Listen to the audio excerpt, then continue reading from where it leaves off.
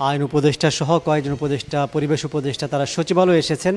তাদের আজকেই শেষ অফিস এবং তারা যেটা জানিয়েছেন যে আজকে অনেকটা বিদায় নিতে এসেছেন সচিবালয়ে। মূলত উপদেষ্টা পরিষদের যে ১.৫ বছর বৈঠক ছিল, তারপরে উপদেষ্টারা সচিবালয়ে নিয়মিত অফিস করেছেন।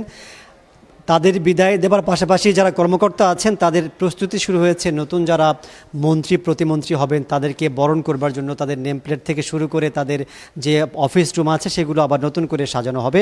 সব কিছু মিলিয়ে বলা যায় যে সচিবালয়ে একদিকে বিদায়ের সুর, অন্যদিকে বরণের সুর। আমরা যেটা শুনছিলাম যে আইন উপদেষ্টা একটু আগে আমাদের সাথে কথা বলেছেন, মিজানের প্যাকেজে যেটা শুনছিলাম যে ১৩ দেশের রাষ্ট্রপ্রধান বা সরকার প্রধানকে আমন্ত্রণ জানানো হবে। তিনি আইন উপদেষ্টা যেটা বললেন যে সার্কের যে মন্ত্রীরা শুধু তাদেরকে আমন্ত্রণ জানানো হবে, কিন্তু এখন পর্যন্ত ভারতের প্রধানমন্ত্রী বা অন্য দেশের রাষ্ট্রপ্রধান তাদেরকে আমন্ত্রণ জানানো হবে কিনা সেই বিষয়ে তিনি এখন নিশ্চয়তা দিতে পারেননি। আরেকটি হচ্ছে যে সাধারণত রীতি অনুযায়ী বঙ্গভবনে মন্ত্রী প্রতিমন্ত্রীদের শপথ অনুষ্ঠিত হয়ে আসছে, তবে এবার সংসদের দক্ষিণ প্লাজায় দুঃখিত শপথ অনুষ্ঠিত হবে। সেটির কারণ হিসেবে তিনি যেটা জানিয়েছেন যে বিএনপি এই ইচ্ছা পোষণ করেছে, তারা আসলে বঙ্গভবনে কোনো শপথ নিতে চাননি। এর কারণ হিসেবে যেটা বলছেন যে এবারের সংসদ একটু ভিন্ন রকম সংসদ হতে যাচ্ছে এবং জুলাইয়ের অনেক স্মৃতি, জুলাইয়ের অনেক আকাঙ্ক্ষা রয়েছে সংসদের দক্ষিণ প্লাজায়। সে কারণেই মন্ত্রী প্রতিমন্ত্রীরা সংসদের দক্ষিণ প্লাজায় শপথ গ্রহণ করবেন। আর একটি বিষয়, মন্ত্রী পরিষদের সদস্য কারা হচ্ছেন, কতজন মন্ত্রী প্রতিমন্ত্রী হতে যাচ্ছেন, এ নিয়ে নানা রকম আলোচনা গুঞ্জন চলছে। আমরা ক্যাবিনেট ডিভিশন থেকে যতটুকু জেনেছি সেটি হচ্ছে যে 50টি গাড়ি তারা প্রস্তুত রাখছেন অন্তত। এটি আসলে 50 জন মন্ত্রী প্রতিমন্ত্রী হবেন বিষয়টি সেরকম নয়।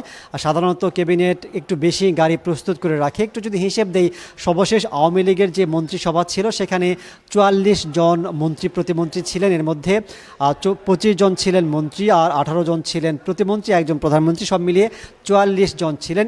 এইবারের যে সংসদ বা মন্ত্রিসভা হবে, ক্যাবিনেট সূত্র যেটি বলছে যে 44 জন আসলে হয়তো হবে না, তার চেয়ে কিছুটা কম হবে। সে অনুযায়ী তারা 50টি গাড়ি কম বেশি রাখছেন, যাতে করে যে কোনো সময় যদি সংখ্যা কম বেশি হয় সেটি আসলে বাড়ানো যাবে। আর তখনই গাড়িগুলো পাঠানো হবে যখন পর্যন্ত বিএনপির পক্ষ থেকে একটা লিস্ট দেওয়া হবে ক্যাবিনেট ডিভিশনে, এবং ক্যাবিনেট ডিভিশন যখন নিশ্চিত হবেন যে তিনি আসলে মন্ত্রী বা প্রতিমন্ত্রী হিসেবে শপথ নেবেন, তখন মন্ত্রী পরিষদ বিভাগ থেকে তাকে ফোনে জানানো হবে এবং তার জন্য একটি গাড়ি, তার জন্য প্রোটেকশন, তার জন্য ব্যক্তিগত কর্মকর্তা সবগুলি প্রস্তুত রাখা হবে।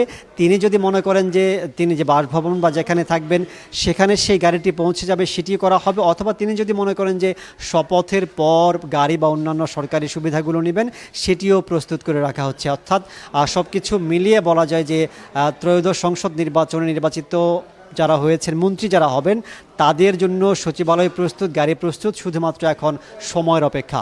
15 মে ছিল আমার কাছে সচিবালয়ের সর্বশেষ পরিস্থিতি।